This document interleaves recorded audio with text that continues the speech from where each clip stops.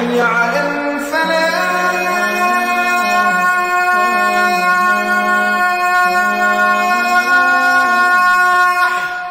اعوذ باللہ من الشیطان الرجیم، بسم اللہ الرحمن الرحیم۔ الصلاۃ والسلام علیک یا سیدی یا رسول اللہ وعلی آلک و اصحابک یا حبیب اللہ۔ ناظرین و سامعین، السلام علیکم ورحمۃ اللہ وبرکاتہ۔ آج 19 رمضان المبارک ہے۔ میں ہوں آپ کا میزبان اویس خالد۔ پروگرام حی علی الفلاح میں آپ کو خوش آمدید کہتے ہیں۔ کروڑہا شکر اس ذات باری تعالیٰ کا جو خالق کائنات ہے، اور کروڑہا درود پاک آقا کریم صلی اللہ علیہ وآلہ وسلم کی ذات اقدس پر جو وجہ تخلیق کائنات ہے۔ ناظرین، میرے ساتھ مل کر دوسرے عشرے کی دعا پڑھ لیجئے۔ استغفر اللہ ربی من کل ذنب واتوب الیہ۔ اللہ تبارک و تعالی ہم سب کے صغیرہ کبیرہ گناہوں کو معاف فرمائے، آمین۔ ناظرین، پروگرام کا باقاعدہ آغاز تلاوت کلام پاک سے کرتے ہیں۔ میرے ساتھ موجود ہیں حافظ محمد ابو بکر قادری صاحب۔ آئیے ان سے تلاوت کلام پاک سماعت کرتے ہیں۔ اعوذ باللہ من الشیطان الرجیم،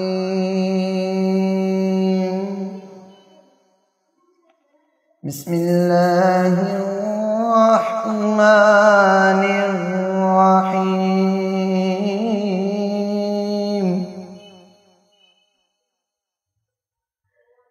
ألم نشرح لك صدرك ووضعنا عنك وزرك الذي أنقض ظهرك ورفعنا لك ذكرك فإن مع العسر يسرا إن مع العسر يسرا فإذا فرغت فانصب وإلى ربك فارغب۔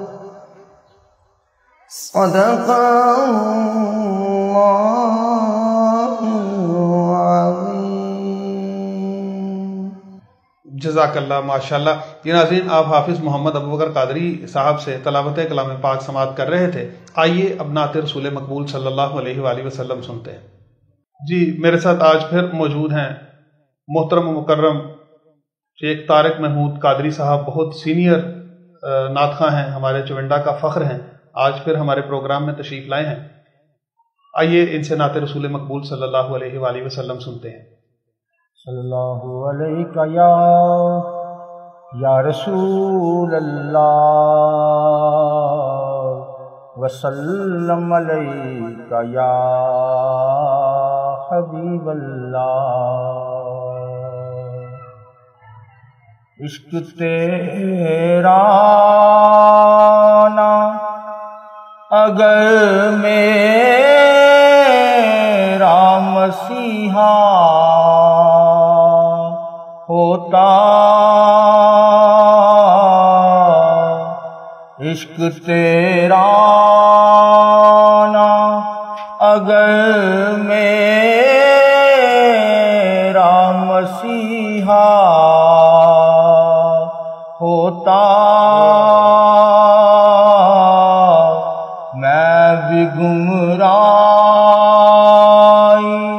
کے ویرانوں میں کھویا ہوتا، میں بھی گمراہی کے ویرانوں میں کھویا ہوتا۔ تیری نسبت نے سنوارا ہے میرا انداز حیات، تیری نسبت نے سنوارا ہے میرا انداز حیات، میں اگر تیرا نہ ہوتا سگ دنیا ہوتا، میں اگر تیرا نہ ہوتا سگ دنیا ہوتا،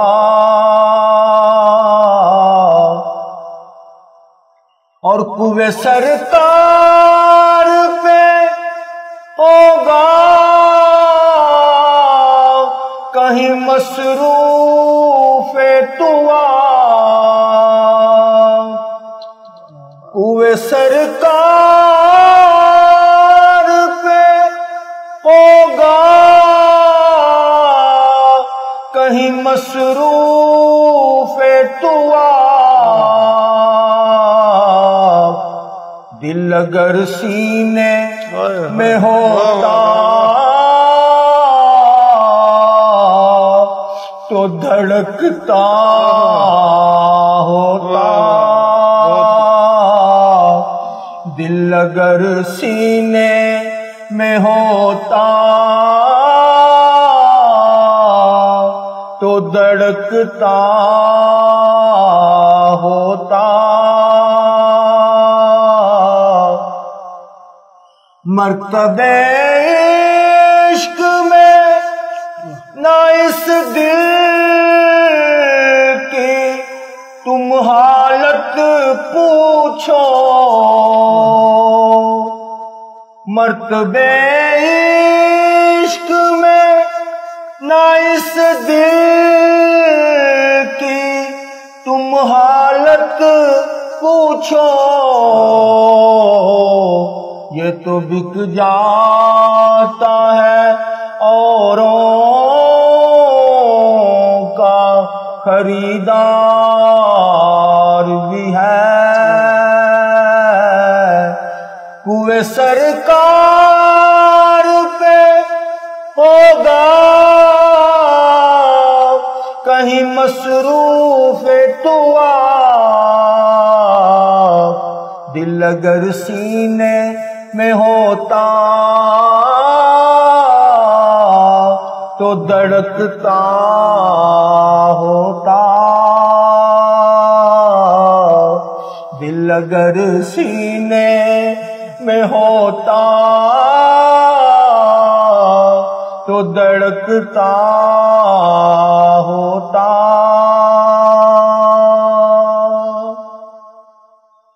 خاک ہوتا تو ہواؤں سے لپٹ کر اعظم،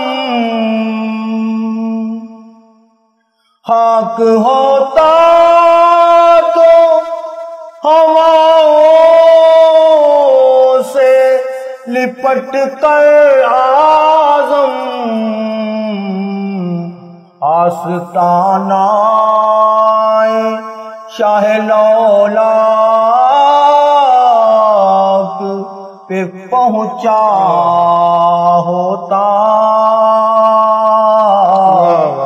آستانہ شاہ لولاک پہ پہنچا ہوتا، عشق تیرا۔ سبحان اللہ، ماشاء اللہ ماشاء اللہ۔ جی ناظرین، دیکھا آپ نے پرانے دور کی کیسی یاد تازہ کر دی ہے۔ اللہ تبارک و تعالیٰ ان کو سلامت رکھے، بہت خوبصورت پڑھتے ہیں۔ ناظرین چھوٹا سا وقفہ لیتے ہیں، وقفے کے بعد ہم دوبارہ حاضر ہوں گے اور علامہ صاحب سے آج کے موضوع پر گفتگو کریں گے، ہمارے ساتھ رہیے گا۔ سٹی وزیر آباد کا سب سے پرانا ریسٹورینٹ اب نئے انداز میں، علی محمد فیملی ریسٹورینٹ، 1990 से आपकी खिदमत में पेश पाकिस्तानी, चाइनीज, बारबेक्यू और फिश का बेहतरीन मरकज अली मोहम्मद फैमिली रेस्टोरेंट की न्यू ब्रांच का शानदार इफ्तिताह अल्लाह के करम से हो चुका है। खूबसूरत, साफ सुथरे, full air condition halls, free wifi की सहूलत के साथ, फैमिलीज के लिए अलहदा हॉल, ईद और मेयारी कैटरिंग के साथ, पार्टी, सेमिनार, मंगनी, निकाह, बर्थडे और दीगर फंक्शंस के लिए बुकिंग जारी है। स्पाइसी मजेदार बारबेक्यू, पाकिस्तानी चाइनीज खाने, फ्राई फिश, ग्रिल फिश की फ्रेश मजेदार वैरायटी के साथ, जो पहले वजीराबाद में और कहीं नहीं। आपके सामने लाइव किचन के साथ फ्री होम डिलीवरी 030089299696। बच्चों के खेलने के लिए खूबसूरत playland, Ali Mohammad family restaurant, सेठ Altaf and Shahzad sons, GT road, नज़ new कचहरी, बिलमुकाबिल कार्डियोलॉजी, वजीराबाद 031374299797। जी नाजरीन, वक्फे के बाद आपको दोबारा खुश आमदीद कहते हैं। मेरे साथ मौजूद हैं हज़रत अल्लामा मोहम्मद अदनान अतारी कादरी साहब, मैं इनको खुश आमदीद कहता हूँ। नाजरीन, आज हम नमाज के हवाले से गुफ्तगू करेंगे। सबसे पहले मैं अल्लामा साहब से पूछूंगा कि नमाज की शराइत क्या है। अल्हम्दुलिल्लाहि रब्बिल आलमीन वस्सलातु वस्सलामु अला सय्यिदिल अंबिया'i वल मुरसलीन, अम्मा बाद फ़अऊज़ु बिल्लाहि मिनश शैतानिर रजीम, बिस्मिल्लाहिर रहमानिर रहीम, अस्सलातु वस्सलामु अलैका या नबियल्लाह व अला आलिका व अस्हाबिका या नूरल्लाह। नमाज एक ऐसा फरीज़ा है जिसे इस्लाम का रुकन करार दिया गया। सुभान अल्लाह। ज़ाहिर बात, इस रुकन को सही अदा करना भी हम पे लाजिम करार दिया। बेशक बेशक, क्योंकि नमाज जो है ये तो जन्नत की कुंजी है। सुभान अल्लाह, सुभान अल्लाह।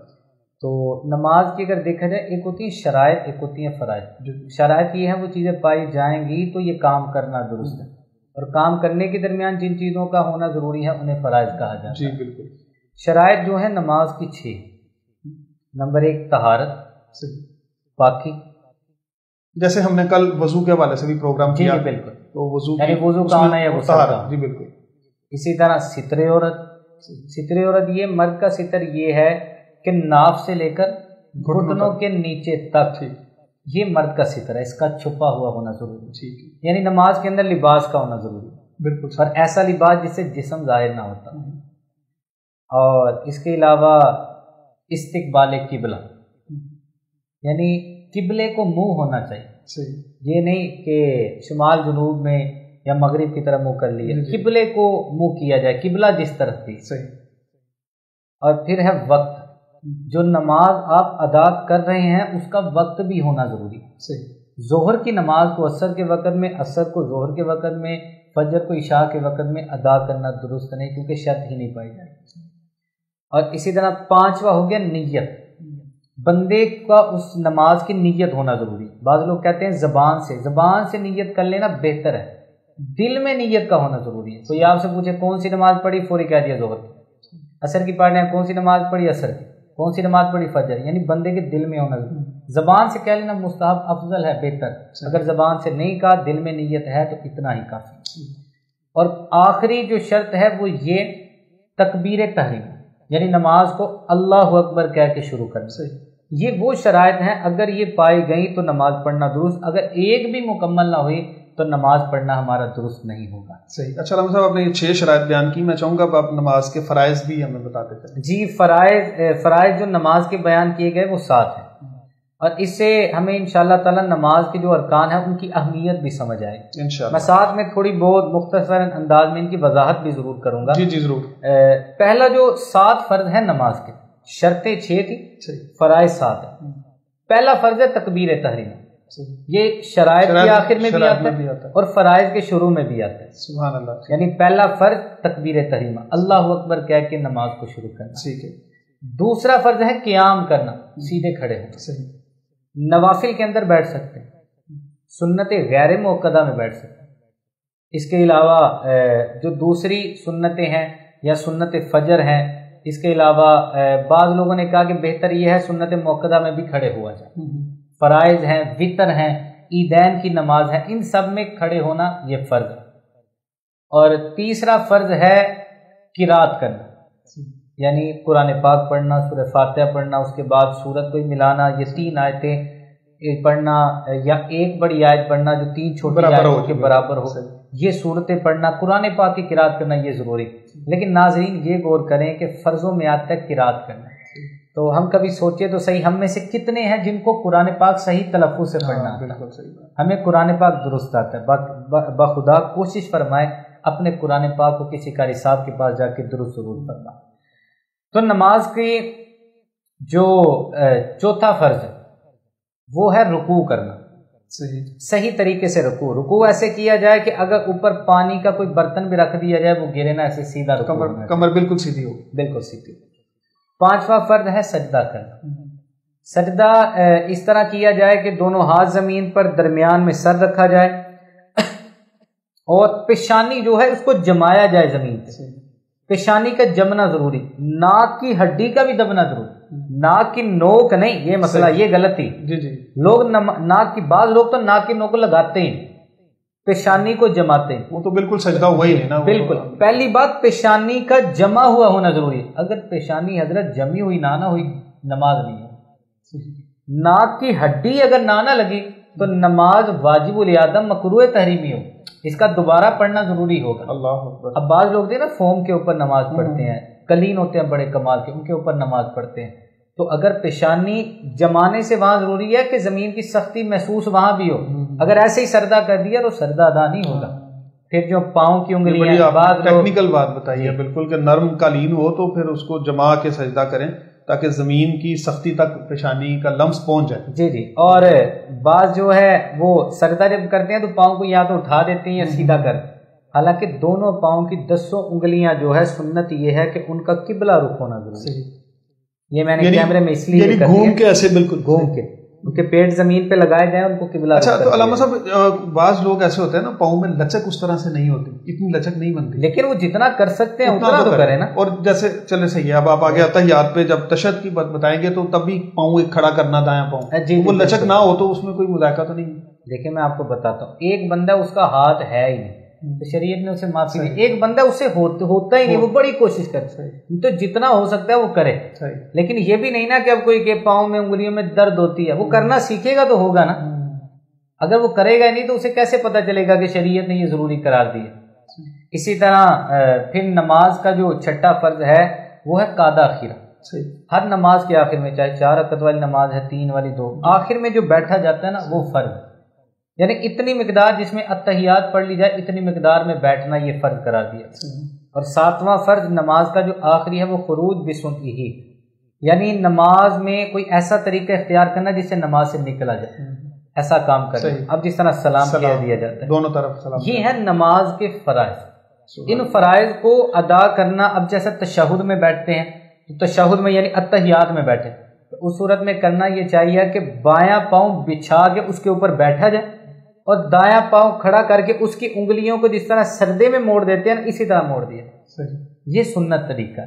تو یہ وہ 7 فرض ہیں. اگر اس میں سے کسی ایک میں بھی کمی رہ گئی نا تو اس صورت میں ہمارا فرض ادا نہ ہوا، پھر نماز نہیں ہوگی، نماز ہمیں دوبارہ پڑھنی پڑے گی کیونکہ پہلی نماز ختم ہو جائے. اللہ. اچھا علامہ صاحب یہ بتائیں کہ سنت قبلیہ و بعدیہ جو ہیں اس کو ہم ترتیب کو آگے پیچھے کر سکتے ہیں؟ اگر ہو جائے تو پھر اس کا کیا کرنا چاہیے؟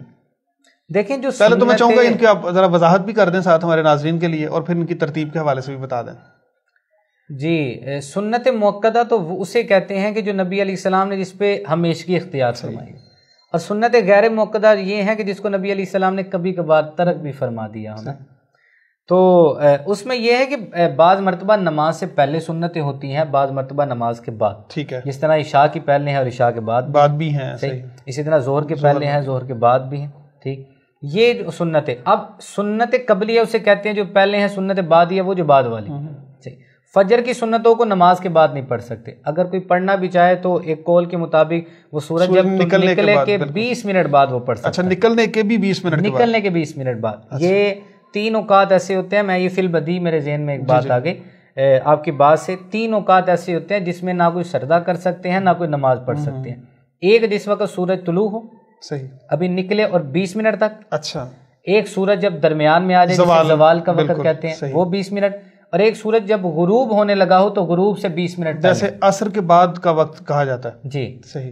وہ عصر کے بعد کا وقت نہیں کہہ سکتے، سورج غروب ہونے کے 20 منٹ نہیں، لیکن ہم وہ تو عصر کے بعد کہا گیا نوافل نہیں پڑھ سکتے۔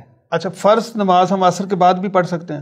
فرض نماز کسی نے قضا نماز پڑھنی ہے وہ پڑھ سکتا ہے۔ اچھا، وہ پڑھ سکتا ہے، اور غروب آفتاب سے 20 منٹ کا وقت کا ہم رکھ کے، یعنی جو نفل کا کہا گیا نا، نفل فجر کی نماز کے بعد نہیں پڑھ سکتے اور عصر کی نماز کے بعد پڑھنے کی ممانعت ہے۔ صحیح۔ تو یہ ہمارا موضوع کسی اور طرف چلا جائے گا۔ 3 اوقات ہم نے بیان کیے۔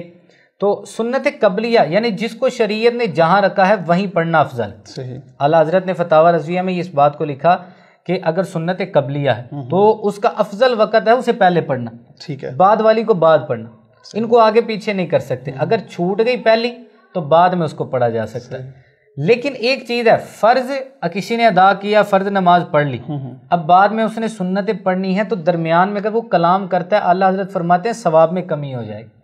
اسی لیے تو فرمایا گیا نا، جن فرضوں کے بعد سنتیں پڑھنی ہے نا تو دعا بھی بالکل مختصر کی جائے تاکہ سنتوں کے ثواب میں کمی نہ آئے، اور سنتوں میں تاخیر کر دینا یہ مکروہ تنزیہی ہے کیونکہ ثواب میں کمی آتی رہے۔ صحیح صحیح۔